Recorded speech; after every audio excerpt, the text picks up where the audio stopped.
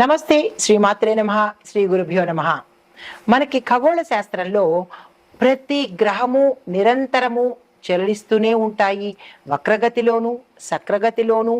ఇలాగా ఈ గ్రహాల యొక్క స్థాన చలనాల వల్ల మనకి దేశానికి ద్వాదశ రాశుల వారికి అనగా మనుషులకు వారి వారి యొక్క ఫలితాలను అందిస్తూ ఉంటారు.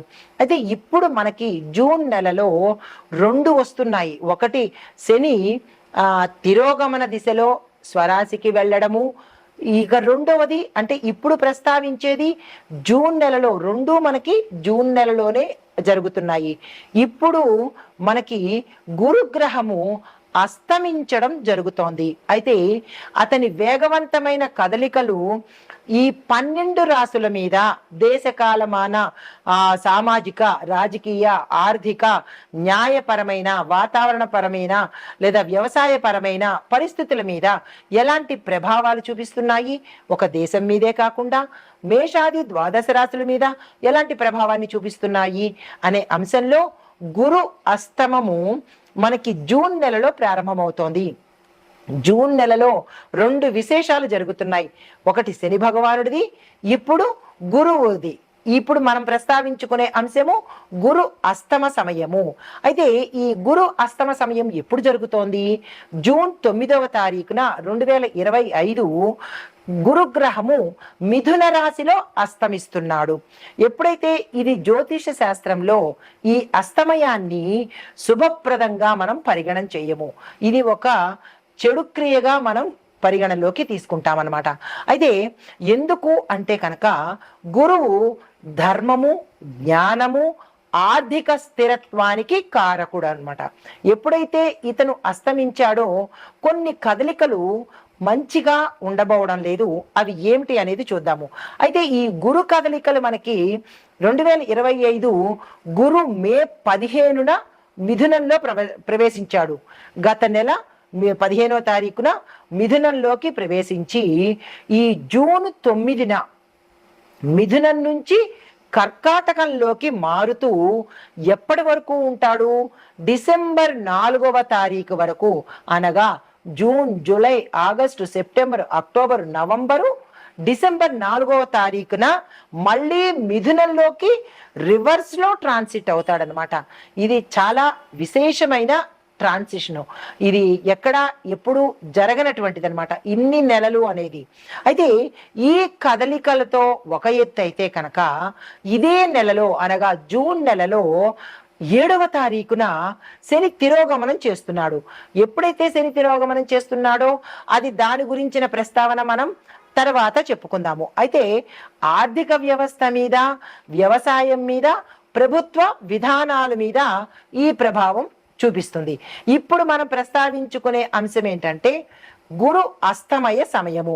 ఈ గురు అస్తమయ సమయము మేషాది ద్వాదశ రాశుల వారికి ఎలాంటి ప్రభావాన్ని చూపిస్తోంది, వ్యక్తిగతంగాను లేదా ఆ రాశిలో ఉండే ప్రతి ఒక్కళ్ళకి ఎలాంటి శుభాశుభ ఫలితాలు ఉంటున్నాయి, పరిహారాలు ఎలా ఉంటున్నాయి, ఏమిటి చెయ్యాలి అనే అంశాలని మనం ఇప్పుడు చూడబోతున్నాం. ఇప్పుడు గురు అస్తమ సమయం మనకి జూన్ 9వ తారీఖు 2025న గురు మిథున రాశిలోకి అస్తమయం చెందుతున్నాడు. మిథున రాశిలో నుంచి కర్కాటకంలోకి ప్రవేశం చేస్తూ అస్తమయం కూడా జరిగే అవకాశం కనబడుతోంది. అయితే ఈ విశేషము మేషాది ద్వాదశ రాశుల వారికి ఎలా ఉండబోతోంది అంటే కనుక ఈ గురు అస్తమయం మనకి జూన్ 9వ తారీఖున జరగబోతోంది.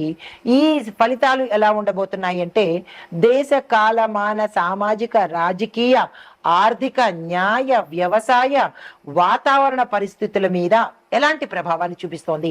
ఇందాక మనకి ఇప్పుడు మేషరాశి వారికి అంటే ద్వాదశ రాశుల వారికి, మనుషులకే కాకుండా దేశాల్లో ఉండే పరిస్థితులకు కూడా ఈ యొక్క గ్రహాల ఫలితాలు ఉంటాయి అని చెప్పడానికి ముందుగా ఆర్థిక పరిస్థితి చూసుకున్నట్టయితే బ్యాంకింగ్ రంగంలో అస్థిరత ఏర్పడుతుంది. అంటే ఒక స్థిరమైన పాలసీస్ అనేవి ఉండవు. స్టాక్ మార్కెట్లో ఒడిదుడుకులు కనబడుతున్నాయి, అంటే ఫ్లక్చుయేషన్స్, ఒకసారి హై ఒకసారి లో, ఇలాంటివి కనబడుతున్నాయి, జాగ్రత్తలు తీసుకోవాలి.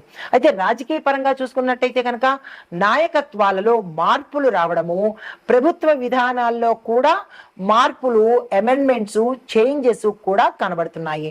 అయితే వ్యవసాయ పరంగా చూసుకున్నట్టయితే కనుక వర్షాభావము, కొన్ని చోట్ల వర్షం ఉండడము, కొన్ని చోట్ల వర్షం లేకపోవడము, పంటల దిగుబడిలో తగ్గుదల కనబడుతోంది.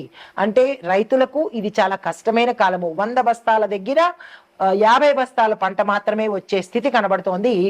బికాజ్ ఆఫ్ మనకి వర్షం లేకపోవడం వల్ల దానికి రైతులు ప్రత్యామ్నాయ మార్గాలు తప్పనిసరిగా చూసుకోవాలి. అయితే వాతావరణం పరిస్థితి చూసుకున్నట్టయితే కనుక సునామీ రావడము, తుఫాన్లు వంటివి ప్రకృతి విపత్తులు, ప్రకృతి వైపరీత్యాలు యొక్క ప్రమాదము మనకి పొంచి ఉంది, జాగ్రత్తలు తీసుకోవాలి. సామాజిక పరంగా చూసుకున్నట్టయితే ప్రజలందరూ కూడా మానసిక ఒత్తిడి, అశాంతికి గురవ్వడము, ఆరోగ్య సమస్యలు ఎక్కువగా ఉండే అవకాశాలు ఇక్కడ ప్రస్ఫుటంగా కనబడుతున్నాయి, జాగ్రత్తలు తీసుకోవాలి. అయితే సలహాలు ఏంటంటే సమస్యలు అయితే ఉన్నాయి, మరి దానికి సంబంధించిన ప్రత్యామ్నాయాలు ఏంటంటే ఆధ్యాత్మిక సాధన, ప్రతి ఒక్కళ్ళు ధ్యానము, యోగము, జపము, దైవ భక్తి పెంపొందించుకోవాలి. మోసాలకు దూరంగా ఉండే ప్రయత్నం చేయండి. నమ్మిన వారిని మోసం చేసే ప్రవర్తన నుంచి మార్చుకోండి. న్యాయబద్ధంగా ఉండే ప్రయత్నం చేసుకోండి. శని భగవానుణ్ణి ఎప్పుడూ గుర్తు పెట్టుకునే ప్రయత్నం తప్పనిసరిగా చేసుకోండి. అయితే ఆరోగ్య సంరక్షణ చేసుకోవాలి అంటే కనుక ఆహారంలో నియమాలు పాటించండి. ఎక్కడ పడితే అక్కడ తినేయకుండా, ఏది పడితే తినేయకుండా ఆహారంలో నియమ నిబద్ధతలు పెట్టుకోండి. తరువాత వ్యాయామం చేయండి, ఎక్సర్సైజ్ చేయండి. తినేయడం పడుకోవడం కాకుండా, లేదా అంటే తినేయడము ఊరుకోవడం కాకుండా శరీరానికి తగిన శ్రమను ఇచ్చే ప్రయత్నం చేసుకోండి.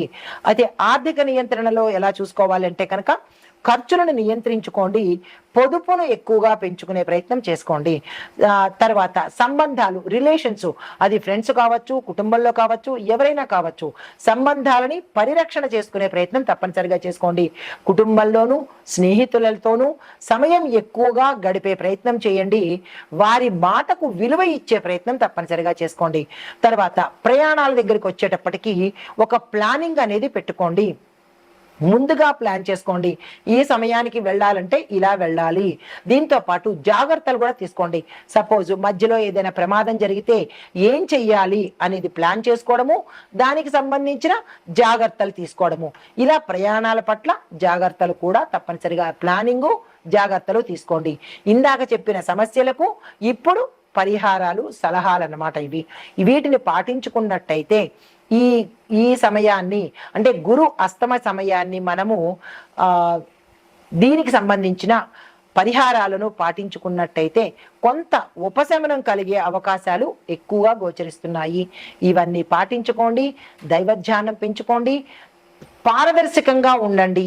నమ్మిన వాళ్ళని మోసం చెయ్యడము అనే అలవాటు నుంచి మార్చుకునే ప్రయత్నం చేసుకోండి. నమ్మారు కదా అని మోసం చేసే ప్రయత్నాన్ని వదులుకొని శని భగవానుని ఎప్పుడూ గుర్తుపెట్టుకునే ప్రయత్నం చేసుకోండి.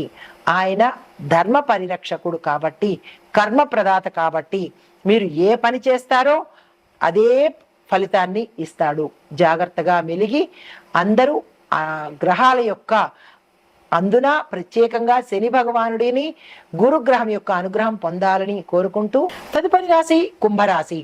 ఈ రాశిలో ఉండే వారికి ఈ గురు శని ప్రభావాలు మిశ్రమ ఫలితాలుగా గోచరిస్తున్నాయి.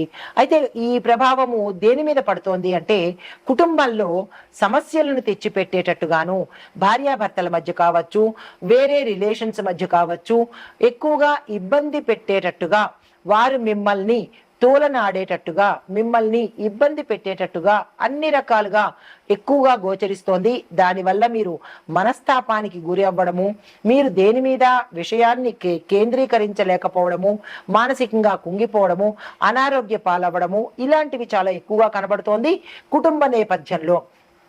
అయితే ఆర్థిక నేపథ్యంలో చూసుకున్నట్టయితే కనుక ఆర్థికంగా నష్టాలు వచ్చే అవకాశం కనబడుతోంది. మీరు వ్యాపారస్తులైతే నష్టపోయే అవకాశం కనబడుతోంది, మోసపోయే అవకాశం కనబడుతోంది. మీ కింది స్థాయి ఉద్యోగస్తులే మిమ్మల్ని మోసం చేసేటట్టుగాను, మోసపూరితంగా ధనం కావచ్చు, మీ వ్యాపారాన్ని దెబ్బతీసే విధంగా కావచ్చు, ఇలాగా మీరు మోసగించబడేదానికి వీలు ఎక్కువగా కనబడుతోంది. అయితే ఉద్యోగస్తులకైతే మిమ్మల్ని మీ వెనక నుంచి మిమ్మల్ని ఉద్యోగంలోంచి తీసివేసే పరిస్థితులు కూడా మీ సహచరులు కావచ్చు, లేదా మీతో పాటు పనిచేసే వాళ్ళు కావచ్చు, ఏదో దగ్గర మిమ్మల్ని ఇబ్బంది పెట్టే పరిస్థితి వాతావరణము ఉద్యోగ దగ్గర కనబడుతోంది. ఇంకా వివాహం కోసం కానీ, లేదా ఇతరత్ర ఏదైనా సంతానం కోసం కానీ ప్రయత్నాలు చేయడం కానీ, లేదా ఏ వ్యవహారం చేసినా మీకు ఇక్కడ నెగిటివిటీ ఎక్కువగా కనపడుతోంది. దాని యొక్క ఫలితము శని భగవానుడు ఇచ్చేది కాబట్టి గతంలో మీరు చేసినటువంటి కర్మల యొక్క ఎక్కువగా చెప్పాలి అంటే మోస్ట్లీ చెడు కర్మల యొక్క ప్రభావాన్ని మీరు ఈ సమయంలో శని భగవానుడి ద్వారా తీసుకోబోతున్నారు. ఇప్పటికైనా రిపెండ్ అవ్వడమో, లేదా పశ్చాత్తాపడము, లేదా ఆ ధోరణిని కనుక అలవరించుకున్నట్టయితే ఈ శని భగవానుడి యొక్క అనుగ్రహాన్ని పొందగలిగే అవకాశం కనబడుతోంది. శని కర్మ ప్రదాత అనే విషయాన్ని ఈ రాశి వారు ప్రత్యేకంగా గుర్తెరగాలి. దీంతో పాటు కుటుంబ వాతావరణం అన్యోన్యంగా ఉండాలి అని అనుకుంటే గురు శనిలకు సంబంధించినటువంటి క్షేత్ర దర్శనం కానీ, ఆలయ దర్శనం కానీ, దాన ధర్మాలు కానీ చేసుకోవడము ప్రత్యేకమైన సూచనగా చెప్పడం జరిగింది. అయితే మీరు ఇక్కడ సలహా నేను ఏం చెప్తున్నాను అంటే, ఆర్థిక వ్యవహారాలు ఏవైనా నడిపించేటప్పుడు, ధనపరంగా లావాదేవీలు ఏవైనా చేసేటప్పుడు జాగ్రత్త తీసుకోండి. ప్రతి ఒక్కరిని గుడ్డిగా నమ్మే ప్రయత్నం చేయకండి. అది మీ సొంత వాళ్ళు కావచ్చు, పరాయి వాళ్ళు కావచ్చు. ధన విషయంలో నిక్కచ్చిగా ఉండే ప్రయత్నం చేసుకోండి. దీంతో పాటుగా కుటుంబంలో సమన్వయం పాటించండి. మీ ద్వారా ఎవరు నష్టపోయారో, ఎవరు బాధపడ్డారో తెలిసినట్టయితే వారి దగ్గరికి వెళ్ళి క్షమాపణ చెప్పడం కానీ, లేదా అంటే దానికి సంబంధించిన ప్రత్యామ్నాయ మార్గాలు కనుక చేసినట్టయితే కొంత కర్మఫలాన్ని శని భగవానుడు తగ్గించే అవకాశం కనబడుతుంది. ఈ పరిహారాలు, సూచనలు తప్పనిసరిగా ఈ రాశి వాళ్ళు పాటించుకునే ప్రయత్నం చేసుకోండి.